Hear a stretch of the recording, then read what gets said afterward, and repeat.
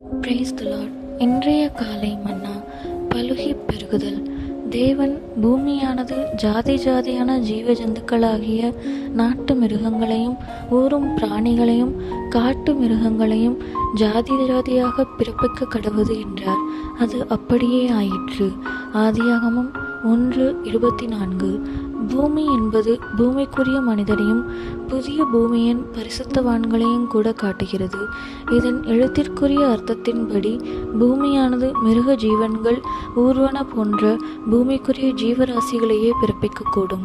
ஆவிக்குரிய கருத்தின்படி பூமிக்குரிய மனிதர், அதாவது உலகப் பொருட்களையே பற்றி கொள்ளும் ஸ்பாவம் உள்ளவர்கள், ஆதாயப்படுத்தும் ஆத்துமாக்களும் அப்படிப்பட்ட பூமிக்கடுத்த ஆசைகளுக்குள்ளாகவே இருப்பர். அவ்வாறே புதிய பூமிக்கு செல்லும் பரிசுத்தவான்கள் புதிய பூமிக்குரிய பரிசுத்தவான்களையே பிறப்பிக்கக்கூடும்.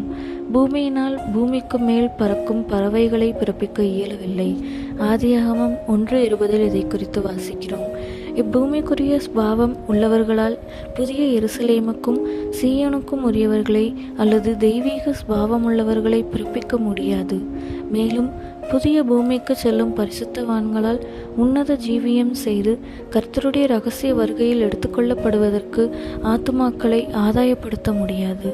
நீங்கள் சென்றடைந்திருக்கும் தூரத்திற்கு அப்பால் மற்றவர்களை உங்களால் வழிநடத்த முடியாது. ஆவிக்குரிய ரீதியில் உன்னத நிலையில் இருக்கும் பரிசுத்தவான்களால் மட்டுமே ஆவிக்குரிய ரீதியில் உன்னத நிலையிலுள்ள பரிசுத்தவான்களை பிறப்பிக்க முடியும்.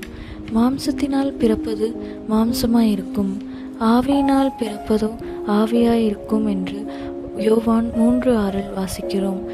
எல்லா மாம்சீக ஸ்பாவங்களையும் நாம் களைந்து போடுவோமாக. ஏனெனில் அவை நமக்குள்ளும் மற்றவர்களுக்குள்ளும் மரணத்தை விளைவிக்கும்.